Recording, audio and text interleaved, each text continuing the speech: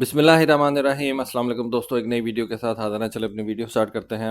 एक बड़ी अनयूजुअल सी खबर है, शायद आप इसको पढ़ें और आगे चले जाएं। इस खबर के अंदर ये बताया गया है कि अमेरिका अपने कुछ पायलट्स जो हैं उनको ट्रेनिंग देने के लिए इटली भेजेगा। नॉर्मली ये समझा जाता है कि ये जितने भी आप फाइटर पायलट्स देखते हैं इनमें से 99% ऐसे होते हैं कि जब ये एयरफोर्स ज्वाइन करते हैं तो इनका फ्लाइंग का कोई एक्सपीरियंस नहीं होता, बल्कि 99% नहीं 99.9% आप कह लें। ये हालात पाकिस्तान के अंदर है, यही हालात जो हैं वो सारी दुनिया के अंदर है। और एयर फोर्सेस अपने तरीके से, अपने हिसाब से, अपने बजट्स में रहते हुए अपने पायलट्स को ट्रेन करती हैं। अमेरिकन एयरफोर्स दुनिया की सबसे बड़ी एयरफोर्स, जिसके पास सबसे ज्यादा जहाज हैं, जो कि अपनी एयरफोर्स के ऊपर बहुत ज्यादा रिलाय करती है, उसके भी यही हालात हैं। वो भी अपने पायलट्स को अपने मुल्क के अंदर जो है वो पहले टर्बोप्रॉप इंजन वाले जहाज़ों के ऊपर ट्रेन करते हैं ताकि उनको बेसिक फ्लाइंग का पता चल जाए। फिर उसके बाद उनको जेट इंजन जो है उसके ऊपर बिठाया जाता है ताकि जब स्पीड इंक्रीज हो तो उनको पता चले कि इस तरह से जेट इंजन जो है वो बिहेव करता है। फिर उनको एक तीसरे जहाज के ऊपर जो है वो ट्रेन किया जाता है जो कि जरा ज्यादा फास्ट होता है और ज्यादा स्पीड के साथ जो है वो चलता है।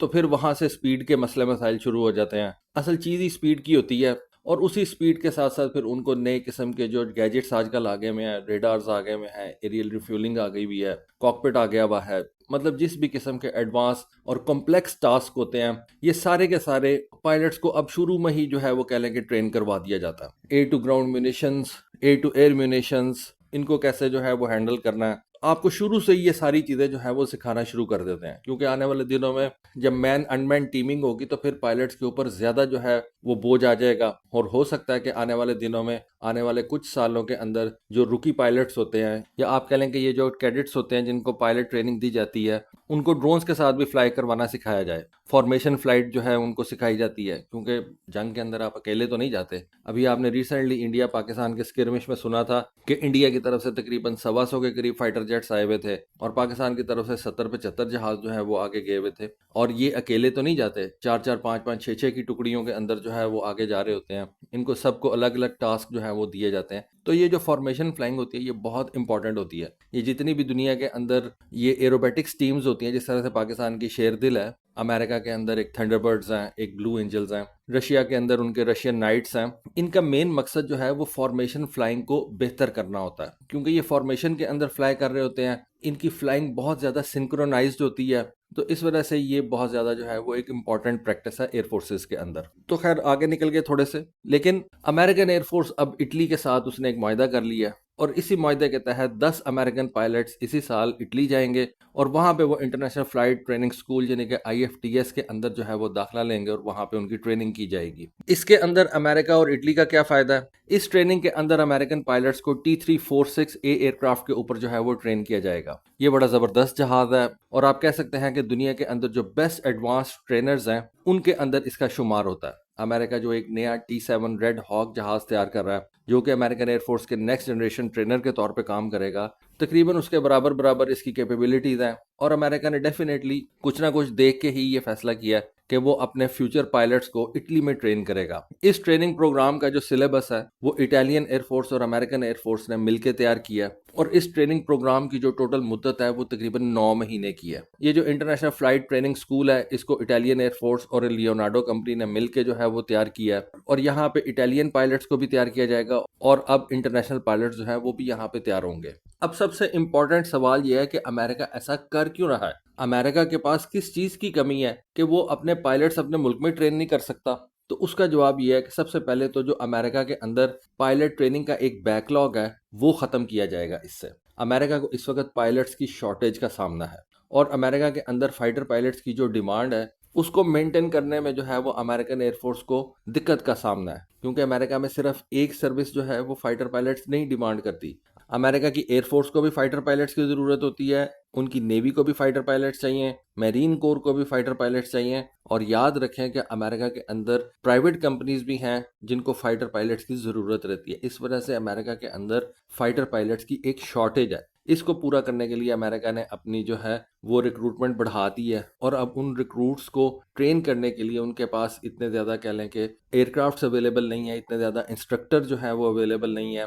और उनकी जो मेंटेनेंस नीड्स हैं जहाज़ों की, उनको पूरा करने के लिए ट्रेनिंग बेसिस जो है वो ज़्यादा चाहिए। तो ये सारा कुछ पूरा करने के लिए अमेरिका ने ये फैसला किया कि हम एक नेटो कंट्री के पास जाएंगे और उस नेटो कंट्री से हम नेटो स्टैंडर्ड के ऊपर अपने फाइटर पायलट्स को ट्रेन करेंगे। तो एक रिक्वेस्ट कि अगर आपको ये इन्फॉर्मेशन अच्छी लगी है तो प्लीज़ वीडियो को लाइक कर दें और चैनल को सब्सक्राइब भी कर दें। एक तो ये चीज़ हो गई। फिर उसके बाद ये जो लियोनार्डो T346 जहाज़ है, ये दुनिया का, मैंने जैसे आपको बताया कि बेस्ट ट्रेनर है। और अभी अमेरिका का जो T7 रेड हॉक जहाज़ है वो फिल वक्त अभी कंप्लीट नहीं हुआ और उसको अभी ऑपरेशनल होता है टाइम लगेगा। तो तब तक अमेरिकन ये चाहते हैं कि इस T346 से जो है वो फ़ायदा उठाया जाए और अमेरिका के जो पायलट्स हैं जिनको अब 5th जनरेशन के जहाज़ तक उड़ाने हैं, F-35 F-22, उनको एक अच्छे बेसिक ट्रेनर के ऊपर जो है वो ट्रेनिंग दी जाए। फिर इससे अमेरिका के और भी कुछ पर्पजेस सॉल्व होते हैं, जैसे कि नेटो की जो इंटरऑपरेबिलिटी है वो बेहतर हो जाती है, कॉमन टैक्टिक्स हैं इन सारी कंट्रीज़ की वो पायलट्स जो हैं वो सीख लेते हैं, प्रोसीजर्स कम्युनिकेशन स्टैंडर्ड्स जो हैं वो सारे के सारे अमेरिकन पायलट्स नेटो के स्टैंडर्ड पे जाके जो है वो सीखेंगे। फिर अमेरिका ने कौन सा नॉर्थ अमेरिका के अंदर जंग लड़नी है, जंग तो उसने या पैसिफिक में लड़नी है या यूरोप में जाकर लड़नी है। तो वहाँ के एनवायरनमेंट से ये पायलट्स जो हैं वो फेमिलियराइज हो जाएंगे। अर्ली एज में ही जो है उनको पता चल जाएगा कि हमने कहाँ पे आगे तो पोस्टिंग वगैरह होनी है या नेटो के जो भी मामलात हैं। फिर बजट के अंदर आपको जो है वो बहुत ज़्यादा फ्लेक्सिबिलिटी मिल जाती है। आपने लमसम पैसे देने हैं किसी को कि जी हमारा बच्चा ट्रेन कर दो, वो आपका बच्चा ट्रेन कर देंगे। आपने ना फाइटर जेट उसके लिए खरीदना है, ना इंस्ट्रक्टर के पैसे आपने देने हैं, ना एयर बेस जहाँ पे उसको खड़ा करना है उसकी फीस आपने कोई देनी है। आपने लमसम तय किया कि जी ये हमारा बच्चा है, हमारा पायलट है, इसको ले जाके गाड़ी चलानी सिखा दें।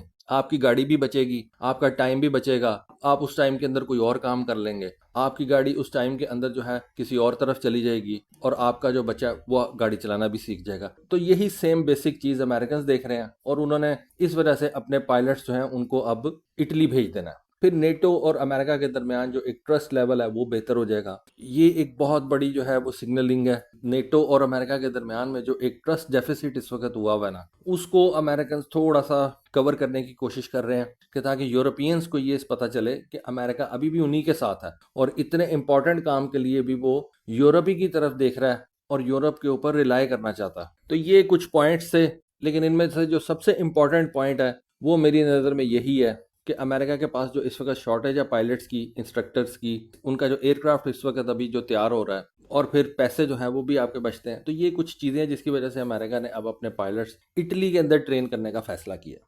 तो दोस्तों ये थी आज की वीडियो, ये थी आज की इन्फॉर्मेशन। होपफुली आपको आज की वीडियो, आज की इन्फॉर्मेशन पसंद आई होगी। कमेंट सेक्शन में अपनी राय से ज़रूर आगाह कीजिएगा। आज के लिए बस इतना ही। Thank you. अल्लाह हाफिज़।